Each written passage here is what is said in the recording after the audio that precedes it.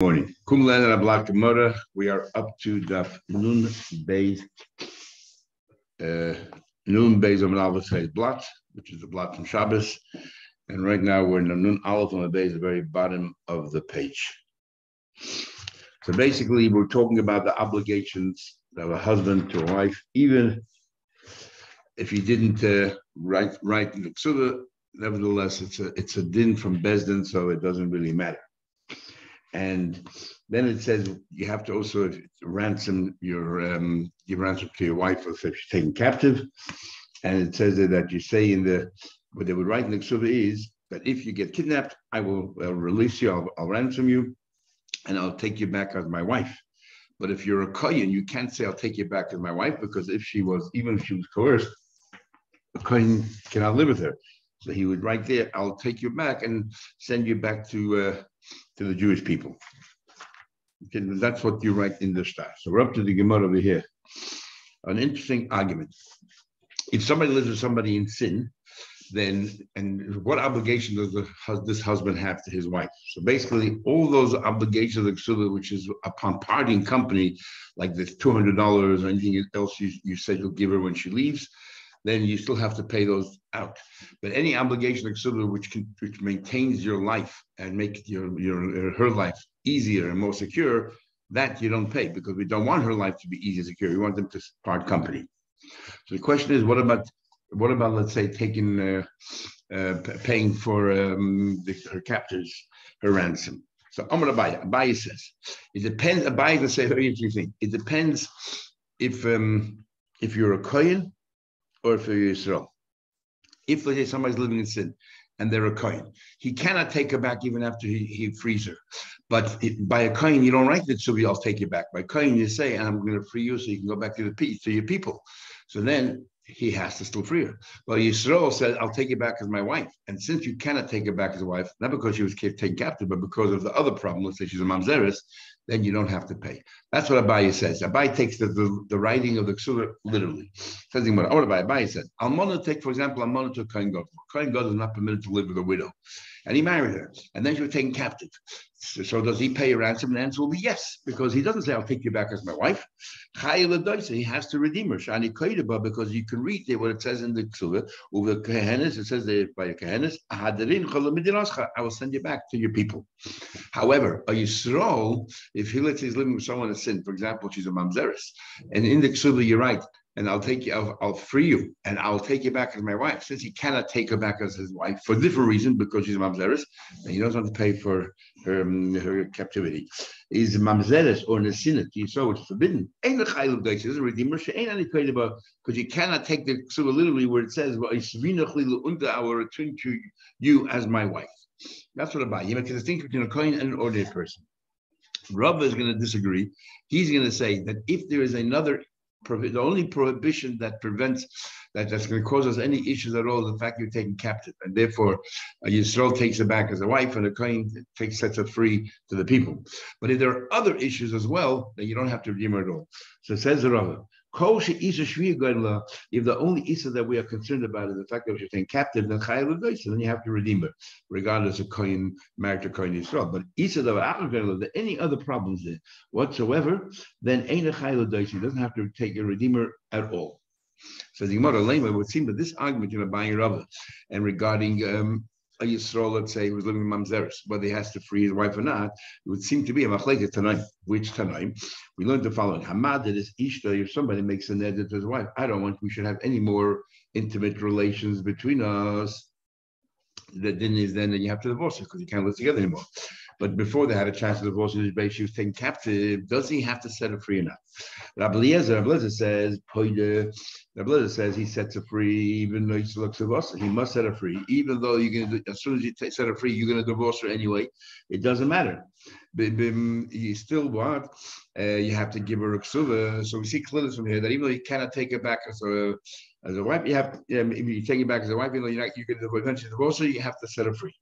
Rabbi Yeshua says, you give her Kesuvos, but ain't a payder. You give her a Kesuvos, say, take care of yourself, I'm paying you out. I don't have to redeem you at all. Now, what's going on here? We'll see in a minute. Nosson said the Brisa continued. Nosson said, "Sha'alti sumchas." I asked sumchas, "What do you think?" Because Rabbi Yeshua says that you give it back a ksuva and you don't have to redeem her at all. So the Rabbi Lezer said you have to redeem her, even though as soon as you redeem her, you're going to divorce her. And Rabbi Yeshua said you don't have to redeem her at all. Just give her a ksuva. So let me ask you a question. What do you think Rabbi Yeshua is saying here? When Rabbi Yeshua said that you don't have to redeem her, just give her a ksuva. Tisham Rabbi Yeshua nois l'ksuvasa and be'enu pa you don't have to redeem her. Is that talking about a case where Shehidira even in the case?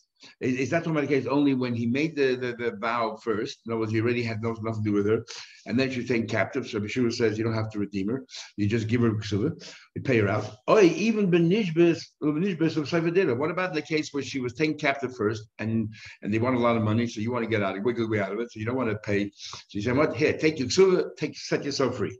Which case are you talking about? I didn't really hear. He didn't delineate that far, but it seems to me logically, he says there's Sumchas Shedira, and Sumchas was a Talmud of Meir, who was a Talmud of Rabbi Akiva, who was a Talmud of Rabbi Lezer, and then and nothing was passed down to us.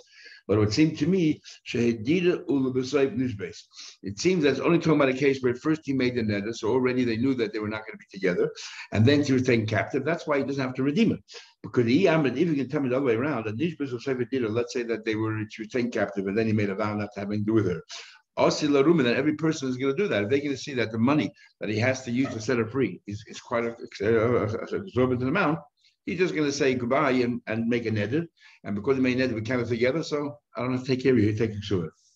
Now, my lab, what's going on here? What's the argument between Rabbi Shua and Rabbi Lezer? Why does one of them say that why does Rabbi Lezer say that that you redeem her and you pay her out, and Rabbi Shua says you don't have to redeem her?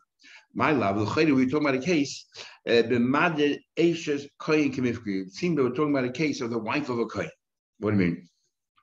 The wife of a kohen, so therefore, because by Yisrael, you cannot take her back.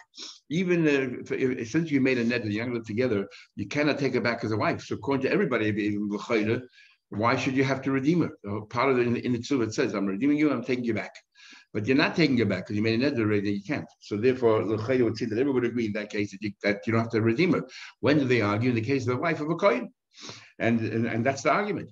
Abaye says, since the Tzuvah you wrote, that I'm taking you back to the people, therefore it's good. I'm going to set her free, take her back to people. 2 weeks can be together, but I'm setting you free, and you have to pay her out. That's like Rabbi Lezer. And Rava says, like Rabbi Shua, that any other problems apart from the fact that you're taken captive, you don't have to redeem her. And here too, there's another problem with an eder, and therefore you don't have to take a captive. And Rava says, like Rabbi Shua, and therefore he said, well, you don't have to pay her ransom. So the Gemara, no, I don't think any of the two arguments are related at all. My skin, and here we're talking about a different case altogether, very interesting. Shenodra ihi, that we're talking about a case here where not that he made a vow to have nothing to do with her, she made the vow. And Vikayim law, she made a vow, I don't have anything to do with you. And the din is that the husband, as soon as he hears it, he has 24 hours, or until the next day, to go ahead and either annul it or to, by being quiet, it means he's substantiating it, otherwise to annul it. Vikayim law, and he didn't annul it. In other words, he substantiated it. And the question then is, so she made the neder, she initiated it, but he let it go. And I guess by that letting go, he substantiated it. So who is the culprit?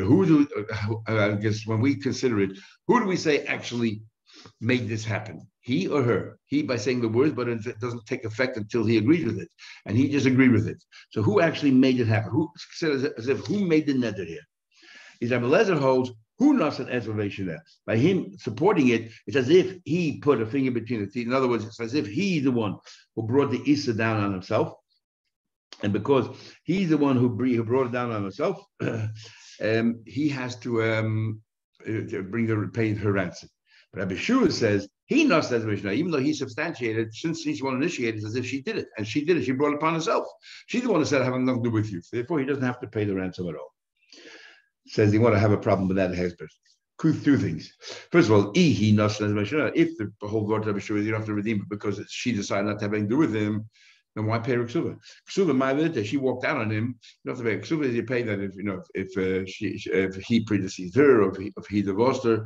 But if she walks out on him, you don't have to pay her ksuva at all. So why pay ksuva? Why does Yeshua say you have to pay her ksuva? Number one. Number two, Vasu. Amr Nasan. He asked Simcha the question, and he asked, what about if he made a neder after she was taken in captivity? Yeah, I asked Rabbi Yeshua, I asked Absunchas, but Rabbi Yeshua said, give her the ksuva and don't redeem her.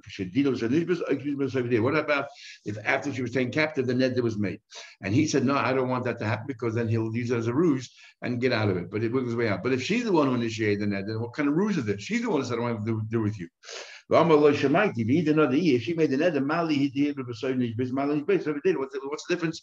Well, you're saying the whole thing is a harama, that is some kind of a scheme, some kind of a ruse to get out of it. But in fact, if she's the one who initiated while she was taken in captivity, then what does it have to do with him? So what's the question? Therefore, we don't think it has anything to do with that. I'll tell you how it works. The other eel, he made the neder. And each one is going to explain how both Tanaim can fit in with them. Abaye who makes a difference between a Kohen and a Yisrael. A Kohen who says, I'll free you and send you back to the people, where we're much more, he has to pay, even if he cannot take her back for other reasons. And by Yisrael, if you cannot take it back for other reasons, you don't have to pay out. And Rava says, if there's any other Isra involved, I don't care, Kohen Yisrael, you don't have to redeem her. So more explains. This is how it works. A widow to Kohen Gadol, the widow to Kohen Gadol, everyone agrees that you have to pay her out. You cannot take her back. So what? By a Kohen, you don't say, I'll take you back. You say, I'm setting you free. He has to redeem her. No question. Everyone agrees. Mam Zeres or the single Yisrael, where the Yisrael cannot take back his wife for other reasons, because of Mam Zeres or the single. The Kuliyam Lapiki, there's no argument. The end of Chayil of Daisy doesn't have to set her free. Madid Eishes Kohen. What about if he made a neder by the wife of a Kohen, which basically he cannot take her back? And we'll agree that according to Abaye, it doesn't matter, because the Kohen said, I'm setting you free. I'm not saying I'm taking you back. There's no argument that the Chayil of Daisy has to set her free. Because the Hainu Almon Kohen Gadol is no different than the case of Almon Kohen Gadol with a Kohen Gadol. He cannot take it back. So what? But he's setting her free. Ki pligi. This is the argument. The Madid Eishes Yisrael. A Yisrael makes a neder to his wife. They don't have any more intimacy with her. And the problem that follows. So now he cannot take it back as a wife. So what's the argument?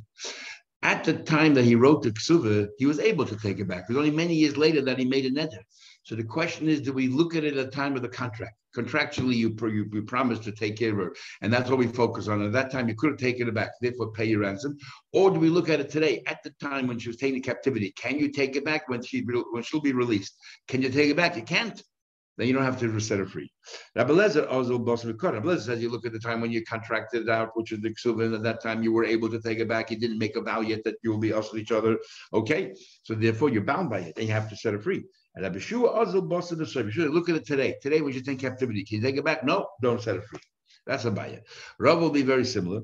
Rava who says that even in the case of Ammon and Kohen Gadol is not to set her free because he cannot take her back. So what's the argument over here? Rava Metadatame, Ammon and Kohen Gadol, the case of a widow to a Kohen Gadol or a mamzelis or Kulal Pigid and the Chayv Dosh, everyone knows they don't redeem her because there's another Aveira here besides the fact that she's in captivity. There's another problem. She's a widow and a Kohen Gadol. Ki pligi, the argument is b'madir. The argument is you made a neder, so you introduced a new problem, but this introduction took place many years, or a long time after you contractually bound yourself to take care of her and to set her free. The same argument like Abaye says. I don't care if the wife of Kohen, even though she's going to be set free, not to me personally, doesn't matter, but there's another very involved.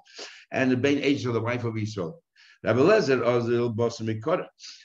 says you look at it at the time contractually when you bound yourself, what happened then? And therefore, at that time, you were able to take her back. So therefore, there wasn't an issue involved. So you're bound by it. And if Yeshua says, look at it today, when you're in captivity, can you set it free? You can't. Then, what do you call it? Today, are there any other Isser involved? If there's another Isser involved because you made a neder, then you don't have to set her free. Okay, then it says, Nishbeis, if she was taken captivity, you have to set her free. We learned what happens if Nishbeis b'chayei bailo, she was taken captivity while the husband was alive, and the question would be whether the orphans then he died, but achakach meis bailo, then a husband died, and the question is this an obligation that falls on the estate that they have to pay her ransom or not? is hikibah by this price of hope. If the husband, while he was alive, knew already that she was in captivity, so he already had an obligation to set her free. Because once he knew he had an obligation, then Yosher Chayil Daisa. Because this is more. This whole thing is only an institution of the rabbis, that responsibility and obligations between between the couple. So if he knew about it, so he had the obligation. Then the heirs have to set it free because there's already a lien on the estate. But if he had no idea while he was alive that he was in captivity, then then there's no lien on the estate, and the Yoshim have no obligation to set her free. Says the Gemara. Levi so Levi had an incident similar to this, and he thought he'll follow the Brisa. Rav says Rav, Hachi Amar Chabibi. This is what my uncle, my beloved uncle, which is Achia, said to me. Less Hilchasaki Hamasnit. The halacha does not follow the Brisa we just mentioned, because there's another Brisa that opposes it. The following Brisa, which we learned, Nishbeis La'acha Mrs. Baila, if she was taken captivity after the husband died. And then the question is, does the state have an obligation to set her free? The answer is no. They don't have to set her free. Not only that, even if she's taken captivity while the husband was alive. And then the husband died. So the husband died before she was set free, and she knew about it. The Yisraelim don't have to set her free. Why not? Because it says in the contract, I will take you back as a wife. And since over here you cannot take back as a wife because the husband died. So therefore there's no obligation. Yeah, there's no obligation. So the Gemara, we learned Nishbeis. Okay, so therefore you don't have, because you said take it back as a wife, and here you don't have to take it back as a wife. Says the Gemara, but you can't take it back as a wife, the husband is dead. Says the Gemara, and even though, let's say, there was no children, so a brother-in-law would take her, that's not called taking back as a wife. So therefore, it's because she's called a Yavama, not taking back as a wife, and that's not included. And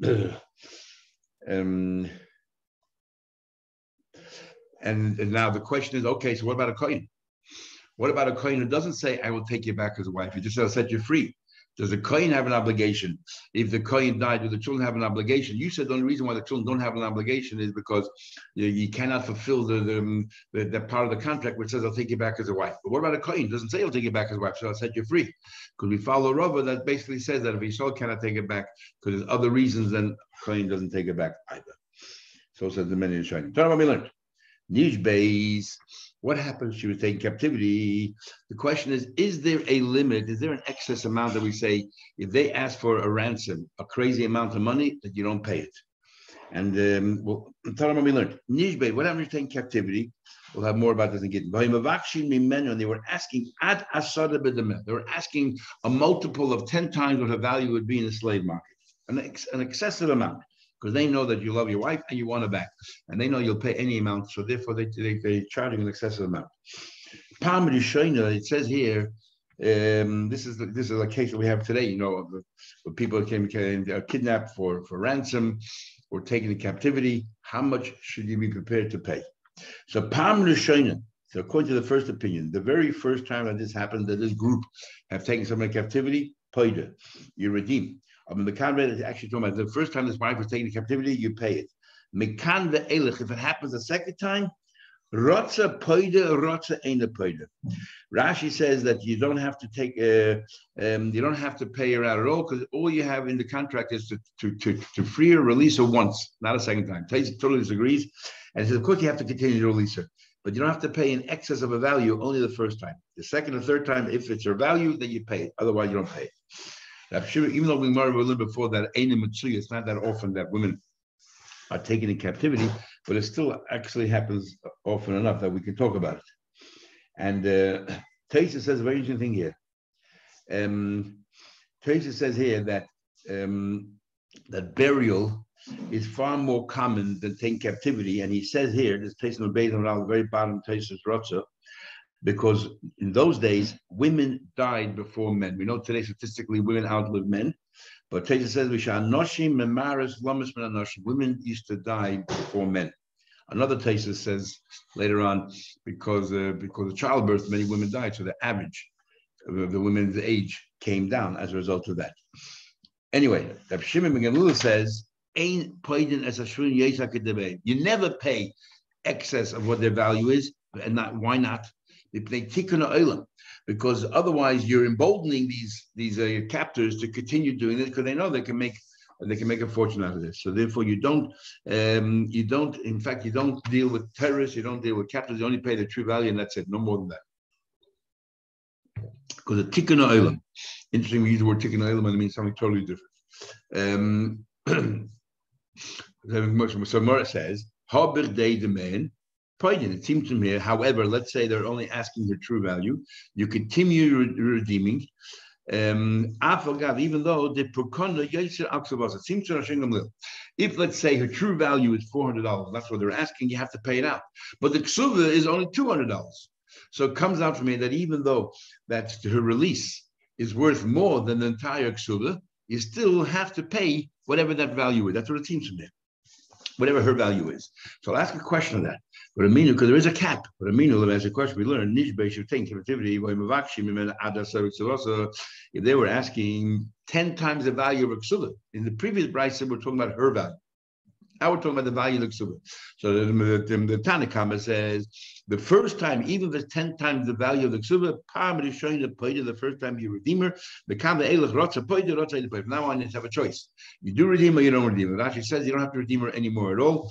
And Tosef's pshat here is a bit hard to understand. He says it's talking about the value that you don't pay. You pay a true value, but a true value is more than the ksuba. So what's he saying different the first time and the first and other times? But Shimon Gamliel says, you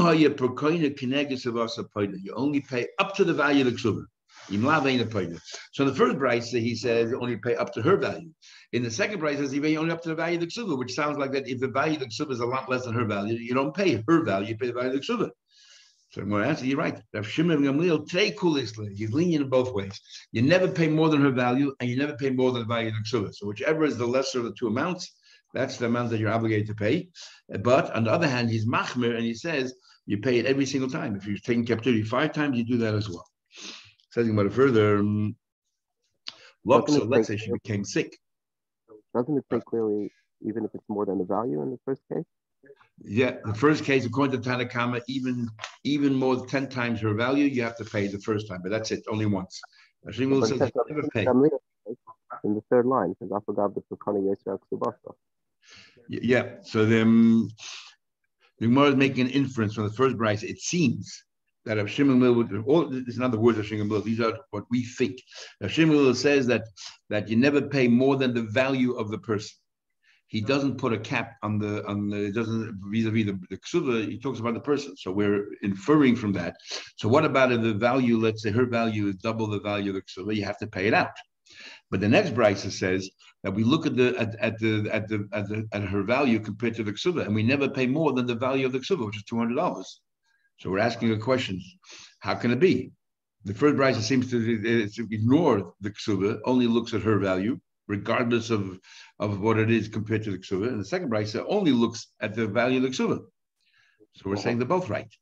Whichever amount is less, that's the maximum you pay, according to Shimon Gamliel.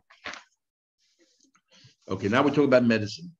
One of the obligations of the husband is that if the loksa, if she gets afflicted, Laksa usually is a stronger word than just chayla.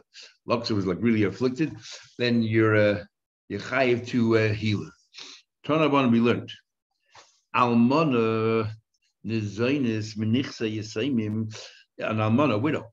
The husband died. Part of the obligations of the yisaimah to take care of the widow until she leaves the house. Until she leaves the house. So almana nizainis menichsa yisaimim. Almana continues to get fed, provided for from the state of the heirs. Let's say she needs medicine and then doctor bills. We treat doctor bills just like food.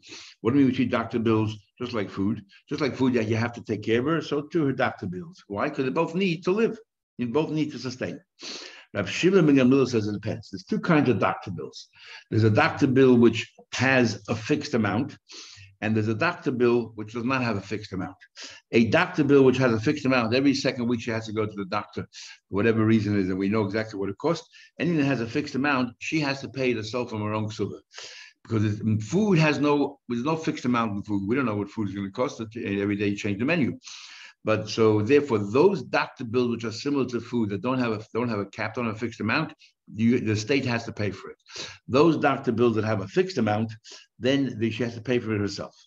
So Rav Shimon says, "Refuah she yesh lekitzra, or refuah that has a fixed amount, nisrapa miksuvos, any help, any healing or any curing she wants to do, she has to pay it out herself from her own ksuvah. You deduct it from whatever you owe her in her ksuvah. But she'ein lekitzra, if it has no fixed amount, it's like food, you have to continuously support her."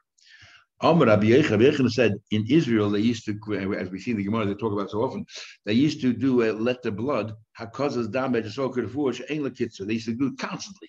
For whatever reason, in order to circulate the blood, they used to constantly do hakaz the dam. That's why we have all those rules, how you have to take care of yourself. So therefore, because it has no fixed amount, it's like food, and the husband's estate has to pay for it. But in Bavel, you do once a year, so you know exactly what the cost is. Once a year you do it, therefore it doesn't count. Says the Gemara, Kreve de Rabbi Yechon, and the relatives of Rabbi Yechon have Itas Abba, their father's wife. The father died, and the father's wife to have it sicher for kol yom. She was every day she needed something. She was a very sick woman, and there was no fixed cost. Constantly new things were happening, or constantly had to be looked up by a doctor, and it was really bleeding their estate. So they went to their cousin Rabbi Yechon and asked for advice. Because he just said a food that has no cap, you have to continuously pay. So their estate is dwindling very quickly. So they want to know, what should they do? Also, the Karayach gave Rabbi Yechon advice. Amalu, he told them, my advice is very simple: turn it into a fixed amount.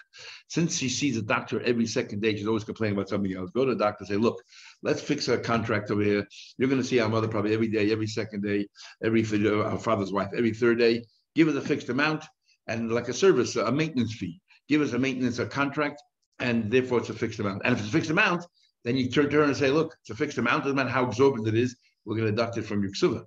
So you go, if you go ahead and fix it, or make a contract, fix an amount, and you'll go to the doctor and you'll take that off. Rabbi Yechon then said, I think I made a mistake here. What I did here was I acted like a lawyer. I acted like a lawyer, there's two people there, right? There's two people involved in this case between this woman and the family, and I took the family side because they're my relatives. And I gave advice on how to circumvent the law. I don't think I did the right thing. Says the Gemara, my sabr, me cover my sabr, my cover. Why did he help in the beginning, and why did he regret it? The Gemara said, me cover. So first he thought, there's a famous pasuk in Yeshaya that says, never forget your own family. Sometimes you're so involved in communal services, and sometimes you're so involved with others, you forget about your own family. Your family should always come first. And if they need tzedakah and all that, your family always comes first. So therefore he thought, I have to help out my family. Well, the safe then he thought, I do have to help my family, but I'm an od of choshev. When I'm a choshev person, everybody watches what I do. Shiny, I have to be very careful because people will learn from here and misbehave and try to do all kinds of ruses and tricks to get out of things I shouldn't have done. Okay, so about further. In a ksuvah, a person has a couple of wives. So in a ksuvah, we learned already, we mentioned before already, there's a ksuvah called a ksuvah b'nin dakrin. And this is also a din of the bezdin. If a woman gets married, gets into a marriage, we want that if let's say she died before her husband, she doesn't collect the ksuvah. But her children, before they divide the estate, her ksuvah, whatever belongs to, whatever promises the husband made to this woman, the ksuvah should first pass on to her children before, and should not be considered part of the estate. And so to the other wives, the same thing. It's called a ksuvah's b'nin dakrin. And this will work as long as there's some money left over in the kitty that afterwards they can divide as an estate, so you can still do Yerusha V'Teidah. If you did not incorporate this ksuvah's b'nin dakrin, ksuvah, it doesn't matter. Like Kosla b'nin dakrin, the Yevel Chimenoi, that he said, there's b'nin dakrin that children that will have together in our marriage, in and yartin kesek ksuvah, they should inherit the money of your ksuvah, yeser al chalkein, more the imachein, apart from the estate that they're going to share with all the other half brothers. Chayiv, nevertheless, Chayiv should try best. This is they did the best and foist upon everybody, so it doesn't matter. The same thing is Benon Nukvin. When it comes to girls, they would say that that she would want that her girls also should be taken care of, and they should have a dowry and so on and so forth when they get married. So Benon Noikvin, the have the Chimenoi, you have the Yasser Basi. If there's we wanted the girls should sit in the house and be provided for, and there's not enough money, the boys go out and collect. We need to take care of them until they become either 12 and a half years old or until they get married. Chayiv, you are still obligated to do that, whether you included that or you didn't include that. It's a Tanai Bezin. And why then the Kesuvos B'nai Dakin and so on is important is because, especially B'nai Dakin, is because one woman might have 10 children, one woman might have 2 children.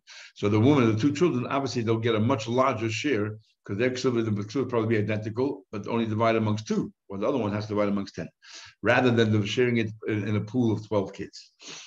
Okay, what about the woman herself? If the woman outlived the husband, and he said, you continue living in my house, and you can continue being provided for from my estate. As long as you are a widow, the base in my house, even if you didn't write that, the children are still obligated to take care of her through Tanai Bezin. And that's how they used to do it in Kachay Anshe Shleim Koisvin and Anshe Galilei Koisin Kanshleim, right? And basically the way they wrote it here is, it's up to her. As long as it's up to her whether she said, look, I'm leaving, give me my ksuva, I want to leave. I want to get married, I want to be free. But if she doesn't ever make that claim, she can remain there forever. Or we'll see later, a certain amount of years. Anshe Yehuda, however, they made it up to the children. Anshe Yehuda, the problem with giving ksuva straight away is it's a lump sum, it's a large amount of money, because there's all these additional things that the husband promised. So therefore, when it's up to the children, if they make enough money, they can say to the woman, to the father's wife, here, take your ksuva, and we're no longer obligated. It's up to the children. So the Yerushalayim, they said it's up to the woman, and in Anshe Yehuda, they said it's up to the children, and that's how they wrote it in the ksuva. It's up to them. They want to give her the ksuva, and send her away. Why take did they make this ksuva b'nai dakin? So if the wife died before the husband, the entire estate goes to the husband. Why did they make a special takana that her part of her ksuva should go directly to her children? Why did they do that? Remember, in the ksuva there's a dowry, and usually the father of the kala was very generous. But you know why the father kala was generous? Because he knew that if the father of the kala thought, "There's my daughter predeceased the husband, everything I gave her goes to her husband's estate, and then it ends up with his children, which are totally not part of our family anymore, goes to a different tribe and everything else," then the husband and the father of the kala will be very reticent to be too generous. But if he knows eventually he'll end up with his own grandchildren, that of his daughter's children, and therefore he treats his daughter's children like his own children, then he's happy to do that. That's why we made a Kesuvos Daf, so that he should be more generous and give a larger dowry so his daughter can get married. A person should go join with alacrity, and he will offer for his daughter a very nice dowry, and because it's his grandchildren will end up with it. Says the Gemara, I don't understand. Trader says that who yashins the sons and not the daughters. No, this the grandfather who has a number of sons and this daughter, and you're enticing him to give away a large amount of money to his daughter, which basically all you're doing is robbing from the sons who were supposed to inherit it. Why are we encouraging the father to take away from the sons when the Torah says the son should yash, not the daughter? But also Rabbanon Masakne, the Torah Barta, come along the Rabbanon and found a way of how that the daughter should end up with a lot of money by putting it into the ksuva and giving it to her and putting it and as a dowry. All you're doing is robbing the son. You're robbing the Yerusha. Says the Gemara, Hanami da'araisuhu. This idea that the daughter should have the dowry and in order to encourage her to get married, in fact, and because it'll end up with her children, also comes from the Torah. Now that's interesting. The Gemara calls it the Araisa, which always means the Torah, and we're going to bring psukim from Nevi'im. The Ksiv, it says, so there's a Marsha that talks about in the beginning of Baba Kama, that Dvar Torah, when the Gemara says Dvar Torah, it doesn't necessarily mean the Torah, it could mean also Nevi'im. Here you have the Araisa, and yet we're bringing a pasuk from Yirmiyah. Yirmiyah said, take women, take women and have children, boys and girls, and go ahead and your sons, find women for your sons, and your daughters give to men. Now, what do your daughters give to men? Usually, bunny, the kind of sons, it's up to you because it's the men who look for women, so you send your sons out after girls. You send your girls out to find men. Girls generally were at home as the boys who went out looking for the girls. So what does it mean? How do you have control? And how in the world do you have control that you can get your daughter married? What it means is you can create a situation that people will want to marry your daughter. And how is that? By giving him a nice dowry. You will dress her nicely, even in chas and cover her, you give her Allah, that people will want, desire. Well, will go ahead and marry her. So therefore, it says clearly in the pasuk, you need to do everything you can to make sure that she ends up in a very happy marriage. And what can you do? What control do you have? But apart from everything else, you have no control. You are whoever you are. What you have control is that you should be generous and supportive of your daughter, and that will entice people to want to marry her. Says the Gemara, up to how much, what percentage of your estate should you give to your daughter as a dowry? Is Abaye and Rabbi Damat they both say together, up to 10% of your estate. So the Gemara says the aim later, the Baal later. So therefore, the Gemara has a question. You tell me the only reason is people should want to marry their daughter. So then the only part, the Kesuvos is made up of many parts, right? There are a lot of moving pieces there. Part is what the husband is obligated to the wife, $100, $200, whatever it is, and then he adds some more things. And then there's a dowry that the father puts in. So following your logic, the only part that should end up with the grandchildren is the dowry part. We want to give an incentive for the grandfather, the father of the kala, to give money. But the other parts of the Kesuvos, like the husband, $200, why should that end up with the children of this woman? That should be divided as part of the estate. So you have aim of the later, the part that the father puts in, okay, let them give it to the children of this woman. But the Baal later, the part that the husband promises to his wife, should not be passed on to the children. That should be part of the estate. Says Gemara, because the father of the kala finds out that only my part ends up with the children, but everything the husband gives to my daughter is going to go right back to him, that he loses interest. Well, I'm being used.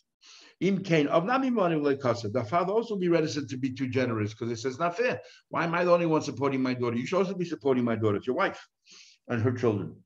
So okay, the aim will let us say at least, hey, the cost of you're right. Okay, we shouldn't break up a ksuba. But if the father gave a dowry, then it makes sense that the entire ksuba ends up with her children. But if the father didn't give a dowry, let's say it was poor or whatever, he didn't give a dowry, then the ksuba should not have the children. And yet we say that every single, it's a universal rule that every single ksuba ends up in doctrine with her children. Why should that be the case? The aim will let us say, hey, the cost of in the case where the father wrote a dowry, fine. But the father didn't, then he shouldn't, then the husband should write either. Like plug rabbanan. We don't want to make any distinctions with one another, and every ksuv is the same, because most of the ksuvas have a dowry in them. Bas bein habonim. If so, let's say there's a daughter among the sons.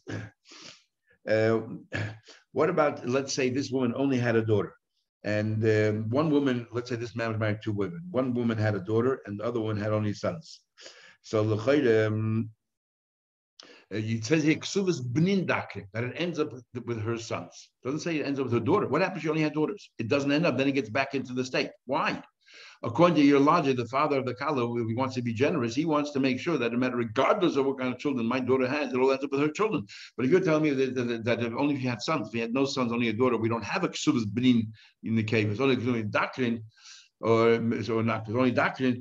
So then the father will be reticent to the Gemara. If so, bas ben abani. Let's say this woman only had a daughter, and the other women had sons. Not mutated. You should also have a Kesuva that her mother's estate should end up with her. That he's the Kesuva part of it. So when it says because all the Rabban are able to do is when they come up with a new enactment is to compare it to something else. They don't come and create brand new laws that have no basis. So what they said was, we're going to treat this like a Yerusha, like an extra Yerusha. So we have to follow the laws of Yerusha. And that is that it ends up with the son. From the father, it ends up with the sons and not the daughter, if there are sons there. The Rabban treated it like a Yerusha. So he said, fine. But Bas Ben Habanah said, what happens? Let's say they only had girls. This man was married to 4 women, and they only had girls. The law is that if there's no Kesuvos B'nei if they're only girls, and then we just divide it among the state. In this case, if we say you treat like Yerusha, the rule of Yerusha, there's no boys, it ends up with the girls. So then we should go back and say, well, this woman's Kesuvah, first of all, should go to her daughter, and then afterwards, whatever's left over, we divide in the state. And yet we only say Kesuvos B'nei only the boys. So the Gemara Bas Ben Habanah is Taylor letter Yashin. We don't make a difference. So the Gemara V'tigbim Metaltle. We know when it comes to Kesuvah can only collect from Karka. It was only many years later the Goyim made a special takana that she can collect the Kesuvah from Metalton. But technically, Kesuvah can only be from Karka.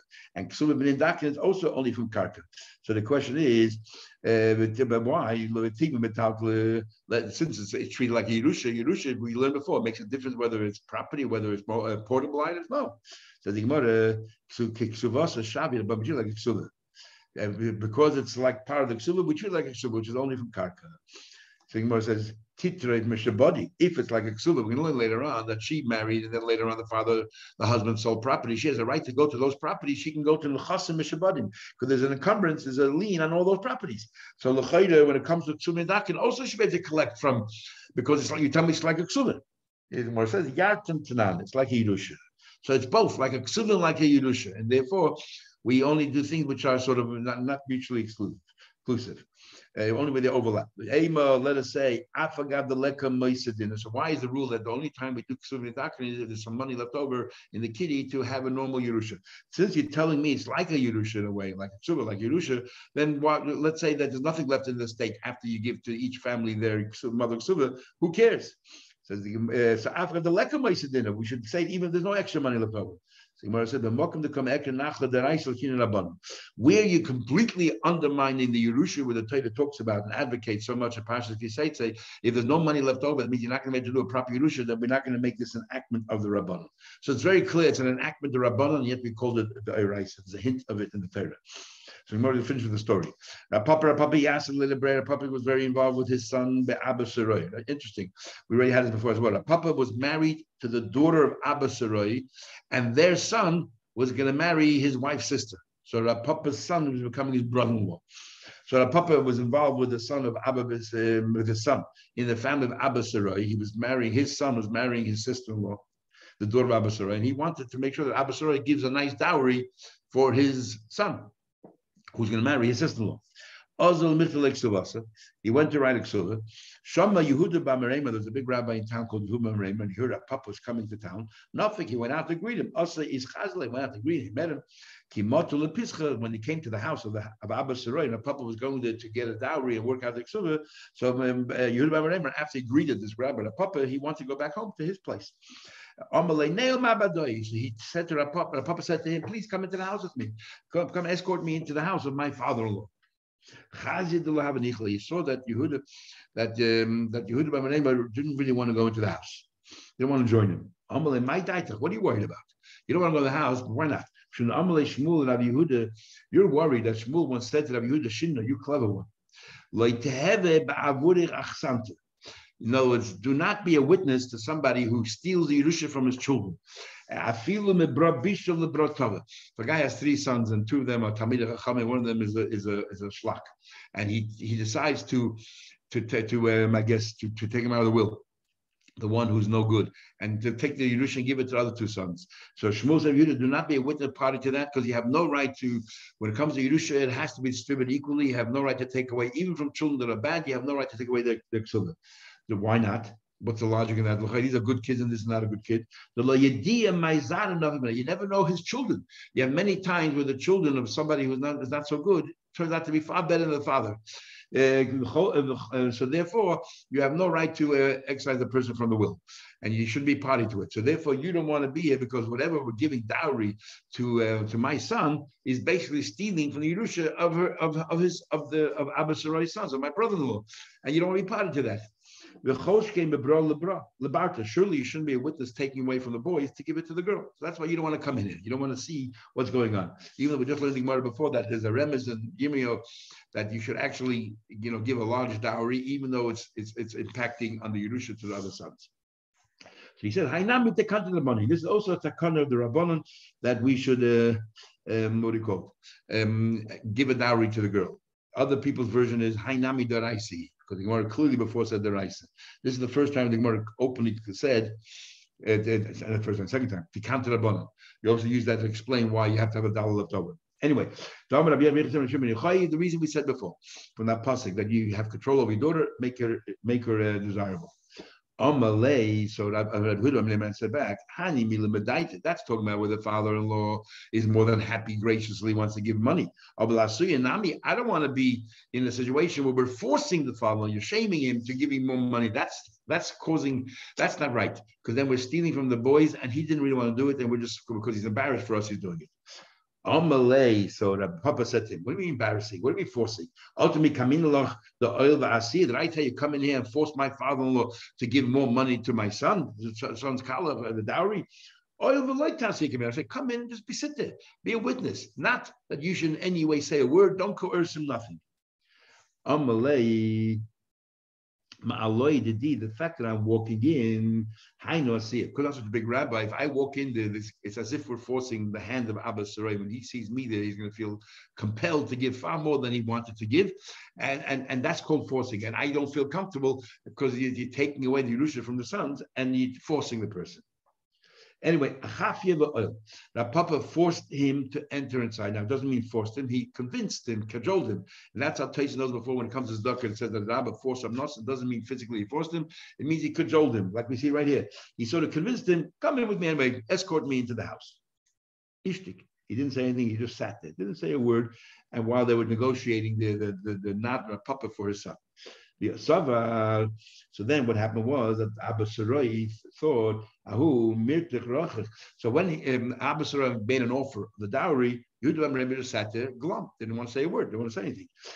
Abba Sarai saw that Yehuda Rebbe was silent. He thought, he's not saying that he's happy with it. I mean, the rabbi here, Yehuda Rebbe, is very unhappy with what I'm doing.